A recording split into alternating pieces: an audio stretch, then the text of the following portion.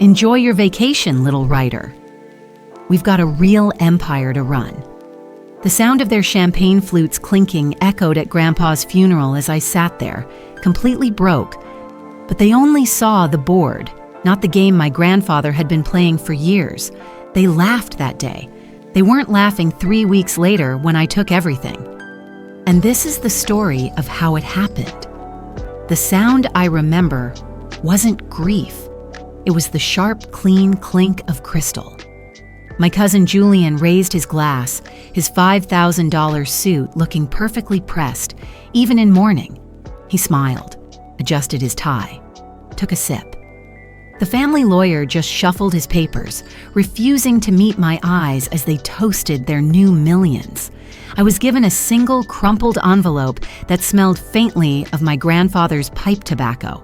On the back, in his shaky script, was a single chess notation he'd taught me years ago. QE8. Julian never even bothered to turn it over. They celebrated an ending. I saw a beginning. I folded the ticket into my palm, the paper feeling thin and insignificant. I squeezed it until the sharp corner dug a deep, angry line into my hand. It was the first move in a game they didn't even know they were playing. I walked out of that law office and into the cold New York air, the sounds of the city swallowing the echoes of their laughter. The taxi ride back to my tiny Brooklyn apartment was a blur of traffic lights bleeding through a rain-streaked window. I didn't cry. Not yet. The anger was a cold, hard stone in my stomach, too heavy for tears. I walked in, dropped my keys, stared at the wall. My apartment was my sanctuary, a world I had built for myself, filled with books and half-finished manuscripts. It was a life my father, Daniel, would have understood. A life my grandfather, Arthur, secretly championed. A life the rest of the Whitmore clan saw as a failure, a deliberate rejection of the wealth they worshipped. Their judgment had always been a quiet hum in the background of my life. Today it had become a roar. What do you do when the world tells you you're worthless? You look for proof that you're not.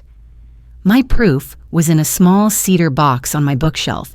It smelled of old paper and my grandfather's quiet affection, a scent that felt more like home than any mansion ever could. I lifted the lid. Inside, nestled among faded photographs and a dried wildflower from his garden, was the chess set. Not the whole set, just the 2 pieces from our final game, his white king and my black queen. The queen was made of polished ebony, cool and smooth to the touch, its familiar weight a comfort in my palm. He'd given it to me that last Sunday. "Every game needs its hero, Emily," he'd said, his voice raspy. "Never forget who you are." I held the piece, the memory washing over me. We were in his study, a chessboard between us, the city quiet outside his window. He wasn't the corporate titan then. He was just my grandpa. He leaned forward, tapping the board with a wrinkled finger. "They all look at the board, Emily," he told me, his eyes sharp. "They see the money, the assets, the properties. They see the pieces and their prescribed moves. They never look at the map." He had this thing about maps. He believed the most valuable things in life were never explicitly marked, that you had to find your own coordinates based on instinct and heart. He moved his king, a defensive, predictable play. "Your father, Daniel, he was a good man," Arthur said, his gaze distant.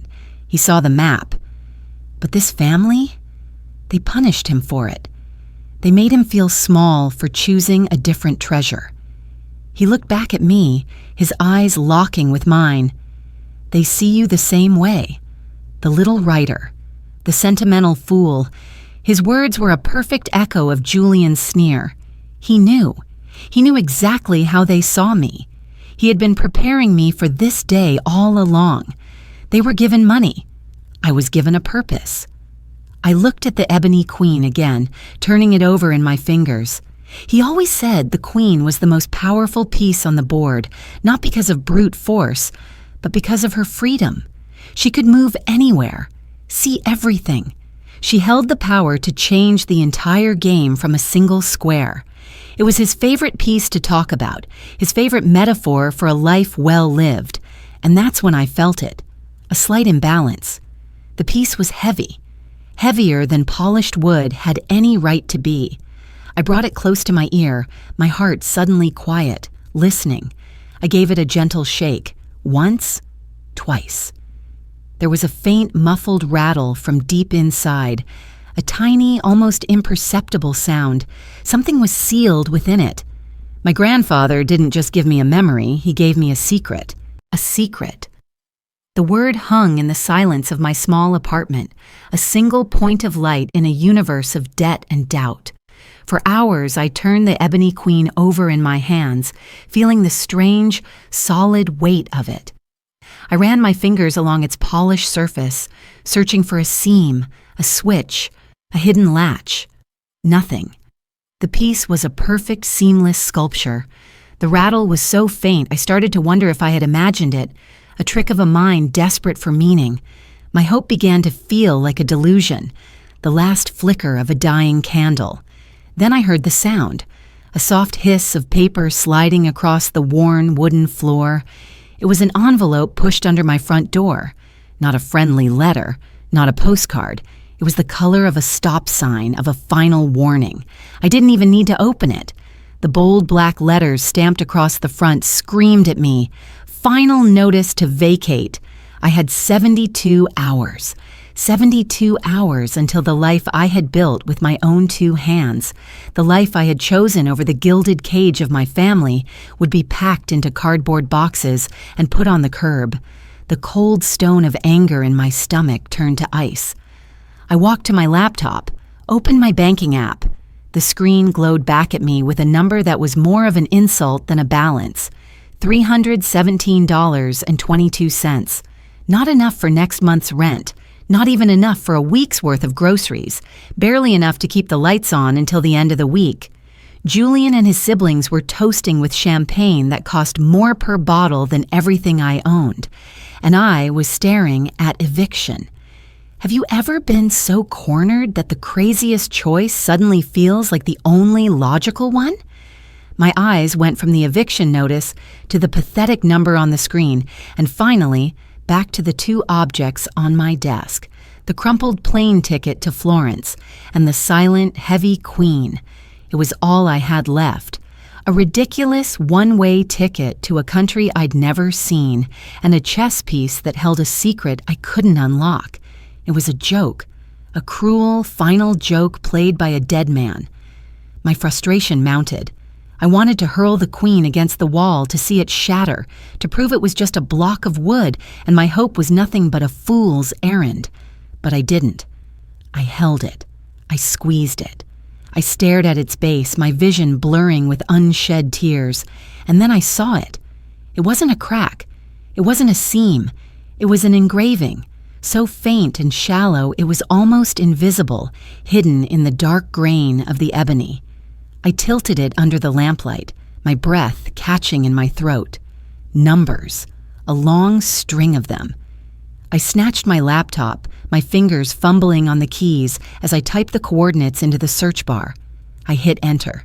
The map loaded. The globe spun. It zoomed in, past continents, past countries, past regions, until it stopped. A single red pin, pulsating over a city in Italy. Florence. The ticket wasn't a random destination. The Queen wasn't just a memory. They were 2 halves of the same map, a map my grandfather had left for me and only me. He knew I'd be in this exact position. He knew I'd have nothing left to lose. He was giving me my next move. My family left me to sink. Grandpa taught me how to fly. I stood up, walked to the closet, pulled out my only suitcase. I was betting my entire life on a dead man's whisper and a secret locked in wood. It was the most reckless decision I had ever made, and the only one that mattered. The flight to Florence was 9 hours of recycled air and the low hum of engines, 9 hours suspended between a life that was over and a future that didn't exist. I didn't sleep. I just held the ebony queen in my pocket, its weight a strange, solid anchor in the chaos of my thoughts. I landed with nothing but a carry-on bag, my entire life reduced to a few changes of clothes and a single desperate hope. The air that greeted me was warm, smelling of pine and ancient stone. It was nothing like New York. I followed the signs for arrivals, expecting nothing, expecting to be alone in a foreign country. And then I saw it. A man in a simple dark suit holding a small handwritten sign. It had one word on it, Whitmore. He didn't ask for ID. He just nodded, a kind, knowing look in his eyes. Signorina Whitmore, your grandfather was expecting you. His English was thick with an Italian accent, but the words were clear. My grandfather. He spoke in the present tense. The drive that followed was mostly silent, leaving the city behind for the rolling hills of Tuscany. We drove down roads lined with cypress trees that stood like ancient sentinels guarding a secret world. I watched the landscape unfold, a painting of soft greens and golds under a sky so blue it hurt to look at. We turned onto a gravel road. At the end of it stood a pair of old, ornate iron gates. Woven into the ironwork were two letters, a W. Arthur Whitmore. My heart stopped. The driver didn't touch a button. The gates just swung open, slow and silent, as if they had been waiting for my arrival. We drove through, and I saw it. The villa wasn't a mansion. It was a home. 3 stories of honey-colored stone covered in ivy, with terraces that looked out over endless rows of grapevines. An older woman with my grandfather's steel-gray eyes greeted me at the door. She led me inside, through rooms filled with understated art and comfortable furniture, to a study that looked almost identical to the one he had in New York. On a large wooden desk, a laptop was open. A single video file was on the screen. It was labeled, "For Emily." I sat down, took a breath, and pressed play. My grandfather's face filled the screen. He looked older, tired, but his eyes were the same, sharp, unforgiving, alive. "Emily," he began, his voice a familiar rumble. "If you are watching this, it means you had the courage to trust me." Good. Courage is the only currency that matters now. He paused as if gathering his thoughts. For 30 years, I built 2 empires. One was made of steel and glass and numbers on a screen. The Whitmore company your cousins now own. The other is made of this. He gestured, and for a second the camera panned to show the same rolling vineyards I had just seen. This is Villa Alba, the White Dawn, our true home. The company in New York, he continued, his voice turning grim, is a house of cards. I have spent the last 3 years quietly selling off its real assets to cover a mountain of debt created by your uncle's greed and Julian's arrogance. What they inherited was a brand, a name, and a ticking time bomb of financial obligations they will never be able to meet. They inherited a liability. I inherited a legacy. He leaned closer to the camera, his eyes finding mine. I gave them what they valued, the illusion of wealth. I am giving you what we value, something real, something that grows from the earth, something that takes time and patience and heart. Have you ever realized that someone saw a strength in you that you never saw in yourself? Julian will never understand this, Grandpa said. He sees chess as a game of taking pieces. He doesn't understand it's a game of position, of controlling the board. He smiled then, a true, warm smile. Which brings me to your queen. He held up a matching ebony queen to the camera. This piece isn't just a memento, my dear. It's a vault key. It contains the codes, the deeds, the ownership to everything here. But it needs a password only you would know, a password Julian, with all his greed, could never guess. He looked right at me, a final loving command in his eyes. The password is your father's final move, the last one he ever taught you. The password was a whisper from the past. Rook to F8, my father's favorite closing move, a quiet, unassuming play that protected the king while setting up a devastating endgame. I typed it in. The digital vault unlocked. My grandfather's real legacy unfurled before me on the screen, deeds, trusts, and financial statements for an empire built on sun and soil, an empire worth 10 times the hollowed-out shell he'd left my cousins. I had the truth. I had the power. And so I did nothing. For 2 weeks, I did not call New York. I did not send a single email. My revenge was silence. I spent my days walking the vineyards of Villa Alba, the Tuscan sun warm on my skin. I learned the names of the families who had worked this land for generations, their hands as stained with earth as their stories were with loyalty. I learned the difference between Sangiovese and Cabernet grapes by taste, not by a stock report. I was breathing in my inheritance, letting it settle into my bones. I was learning how to be a queen in my own right, on a board they didn't even know existed.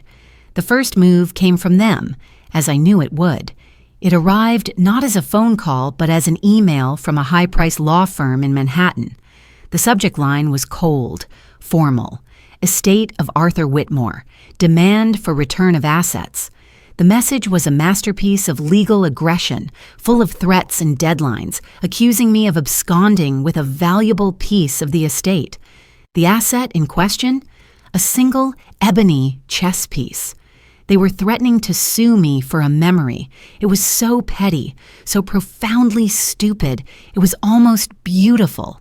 They were drowning in a sea of debt, and they were sending out a lifeboat to retrieve a teacup. I replied with a single sentence. I will only discuss this matter with Julian directly. My phone rang less than an hour later. I was sitting on the terrace, a glass of the estate's own Chianti on the table beside me.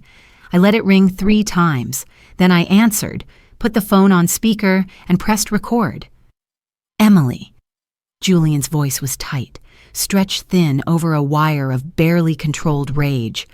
You have 5 minutes to tell me what game you're playing. I swirled the wine in my glass, the deep red catching the afternoon light. I'm not playing a game, Julian. Don't lie to me, he snapped. We know Grandpa left you something. The accountants can't make sense of the books.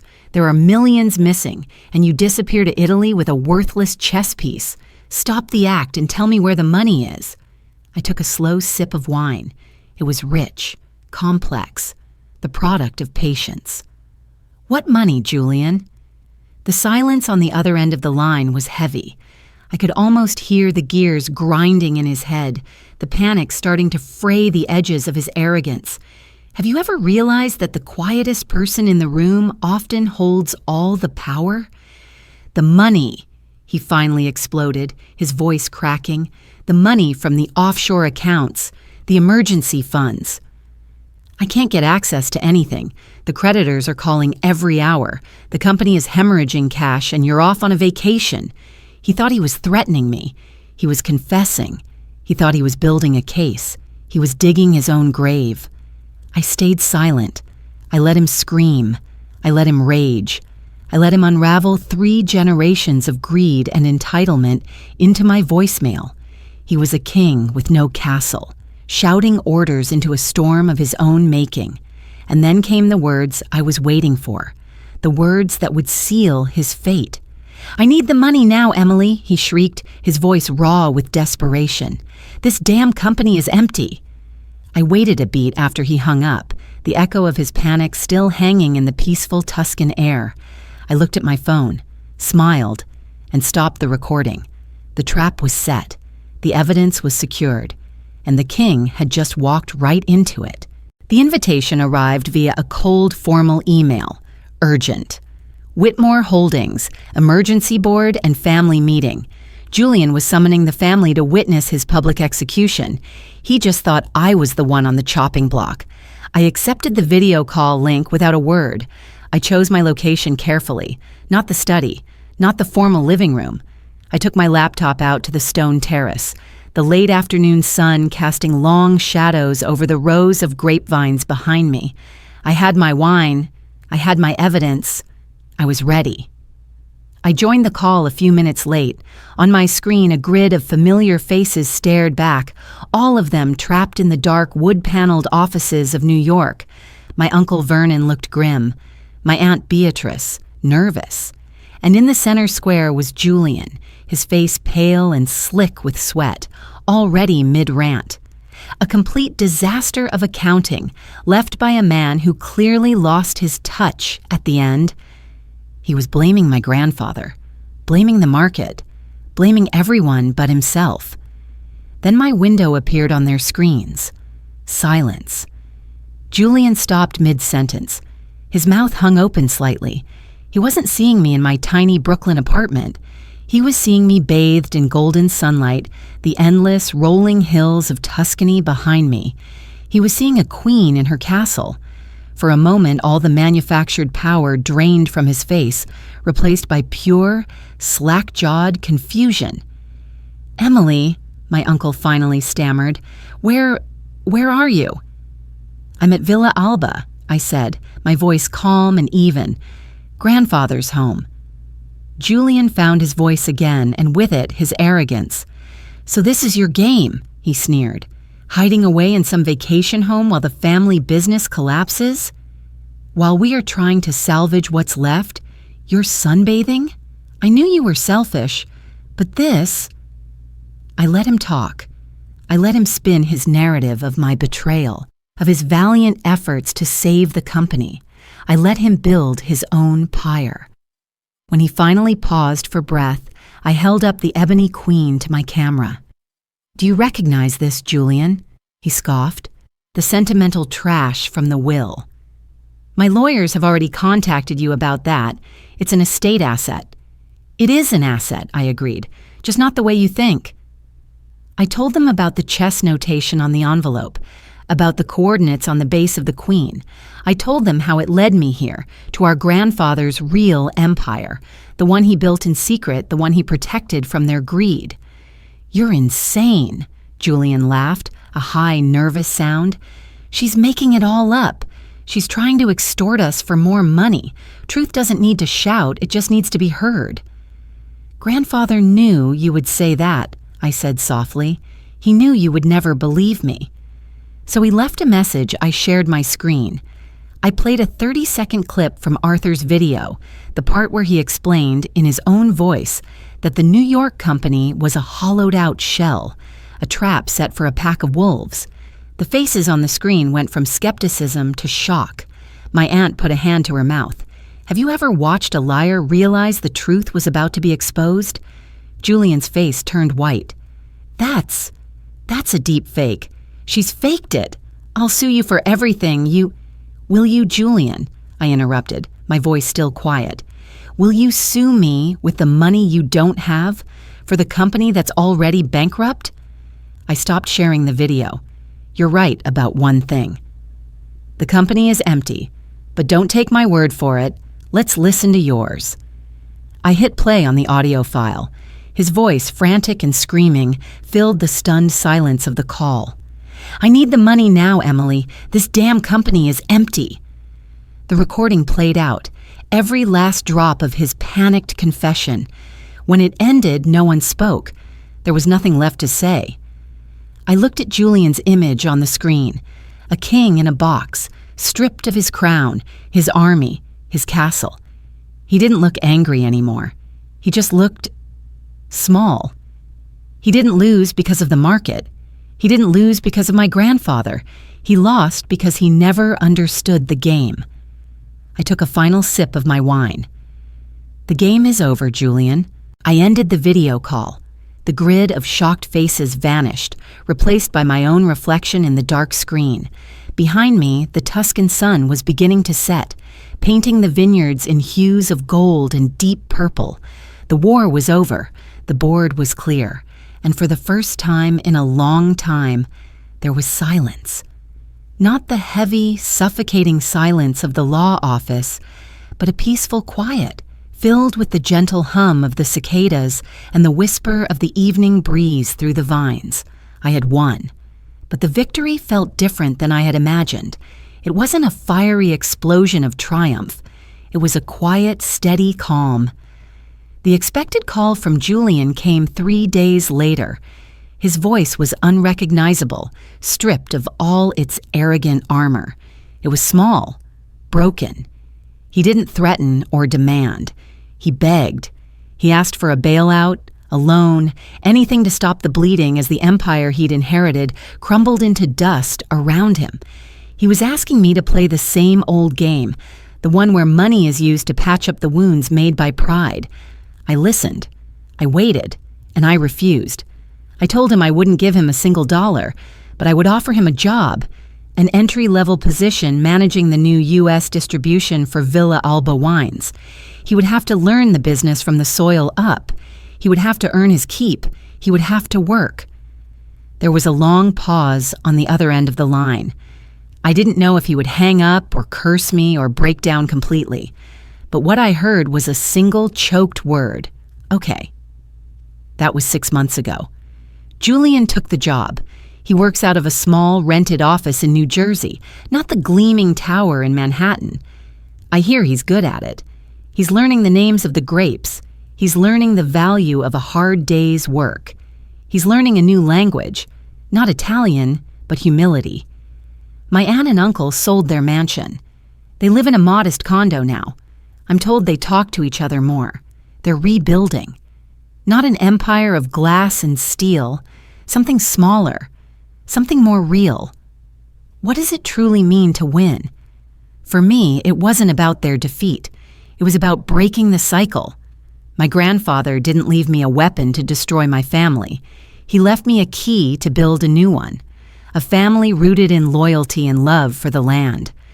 I still write every morning, my laptop perched on the stone terrace, the story of my family unfolding in ways I never could have invented.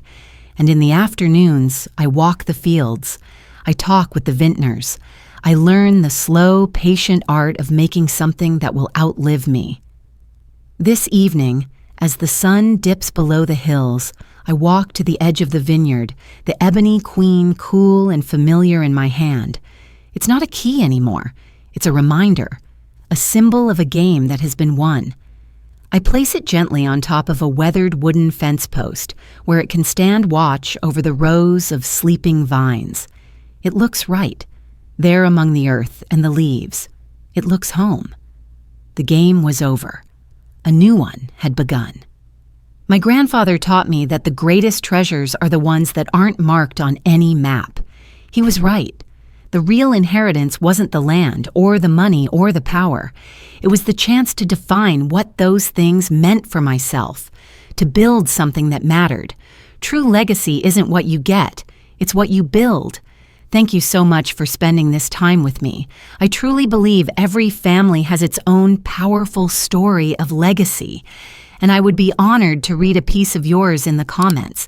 If you haven't already, I hope you'll subscribe and join me for the next one.